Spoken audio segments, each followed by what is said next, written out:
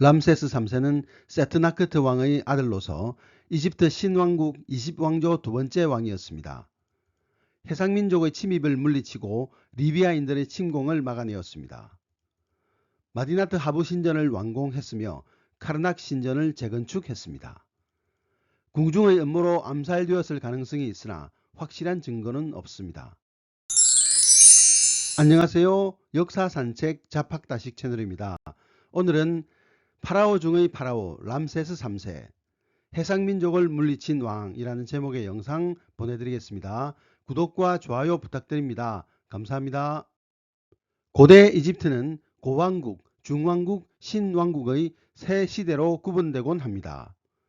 그중 고대 이집트 신왕국 후반기, 즉 제19, 20왕조가 있던 시기는 람세스 시대로 대부분의 파라오가 람세스라는 이름을 가지고 있었습니다. 이 중 특히 주목할 만한 인물은 바로 람세스 3세입니다. 람세스 3세는 20왕조의 두 번째 왕으로 이집트에서 큰 권력을 휘두른 마지막 왕이었습니다. 그는 세트나크트 왕의 아들로서 기원전 1186년부터 기원전 1155년까지 통치했습니다. 람세스 3세가 등극할 당시 이웃 그리스는 암흑기로서 정치적 혼란을 겪고 있었고 이집트는 지속적으로 외부 침입자들의 공격을 받고 있었습니다. 특히 해상민족과 리비아인들의 공격이 심각했으며 이후 20왕조가 무너지는 원인이 되는 경제적 어려움과 내란도 격화되고 있었습니다. 제위 5년째 되던 해에 리비아 부족들이 연합해서 자신들의 추장 후계 문제에 간섭한다는 구실로 나일강 삼각주 서쪽 지역을 침략해 들어왔습니다. 그전에도 리비아인들은 이집트 영토를 침범해 제19왕조와 20왕조 내내 골칫거리였으나 이들은 결국 삼각주 서부지역 전투에서 참패하고 퇴각하고 말았습니다. 제위 8년째 되던 해에 해상민족 연합군이 바다와 육지 양쪽에서 침공해 들어왔습니다. 람세스 3세는 두 번의 육상전과 해전을 통해 이들을 물리쳤습니다.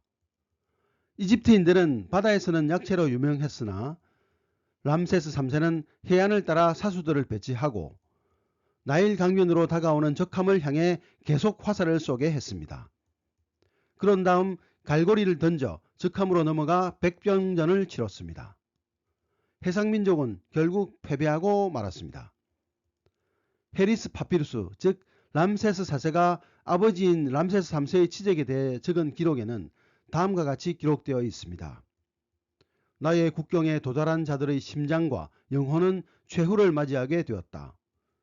바다를 통해 다가오는 자들은 나일강 입구에서 불길을 마주했고 해안에서는 그들 주위로 장창 부대가 방책을 쳤으며 결국 해안에서 패배하여 살해되고 머리부터 발끝까지 시체 더미에 던져졌다.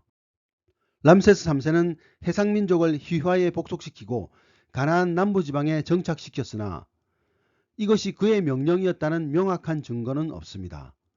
단지 그의 주장이었을 수도 있습니다.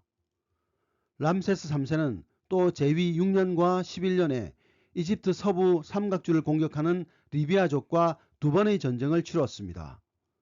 이 마지막 전쟁 후 람세스 3세는 이집트 사회를 직업에 따라 계급화했습니다. 무역을 권장한 그는 아프리카 소말리아 해안지역 푼트에 해양무역선을 보내었고 시나이의 구리광산과 이집트 남부지역에 있는 누비아의 금광을 개발했습니다. 그러나 이런 전쟁으로 인해 이집트의 재정은 서서히 바닥이 드러났고 이는 아시아에서 이집트가 몰락하는 단초를 제공했습니다.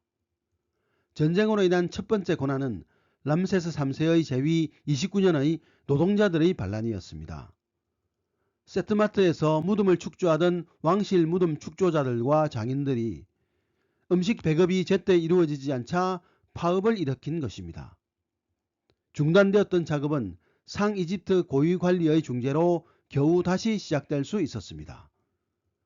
기원전 1140년까지 약 20년간 햇빛이 제대로 비치지 않아 식물이 제대로 성장하지 못하는 일도 있었습니다. 이로 인해 람세스 6세와 7세의 통치기에는 노예와 고기 가격은 그대로인데 곡물 가격만 엄청나게 폭등했습니다. 그는 룩소르와 카르나게 신전을 축조했으며 마디나트 하부에 그의 장례용 신전과 궁전, 복잡한 행정 건물도 만들었습니다. 이는 현재 이집트에서 가장 잘 보존된 유적이기도 합니다. 이 건물을 보면 람세스 시대 이전까지는 존재하지 않던 육중한 성체를 확인할 수 있습니다. 이것은 당시 외부 세력의 침입이 얼마나 빈번했는지를 증명해 줍니다. 마디나트 하부 신전 벽에는 해상민족과의 육상 및 해상 전투 장면이 묘사되어 있습니다. 람세스 3세 시절의 파피루스 기록에는 마디나트 하부에서 벌어진 축제 기간에 그의 목숨을 위협하는 음모가 있었다고 나와 있습니다. 그의 두 아내 중 하나인 테이가 자신의 아들의 왕위 계승 수열이 밀리자 왕을 암살할 음모를 꾸몄습니다. 이 음모는 결국 실패하여 관련자들은 재판정에 서게 되었습니다. 이 음모에는 많은 사람들이 연루되어 있었습니다.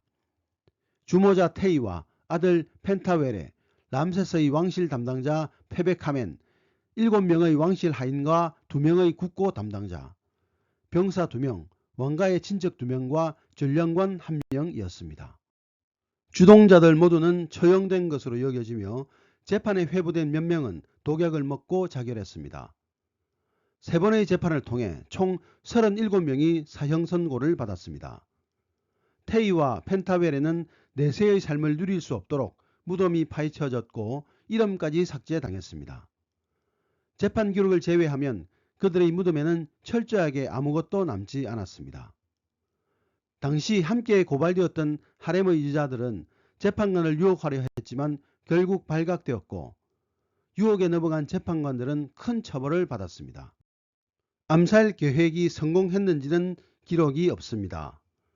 람세스 3세는 이 처벌 기록이 완성되기 전 제위 32년에 사망하고 말았습니다.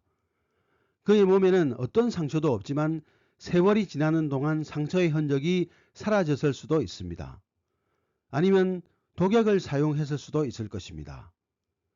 람세스 3세의 미라는 내세의 삶에서 뱀의 공격을 막아주는 목걸이를 걸고 있습니다.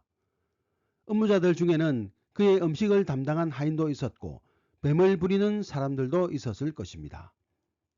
1886년 람세스 3세의 미라가 발견된 이후 그는 여러 할리우드 영화에서 전형적인 이집트 미라로 등장하고 있습니다.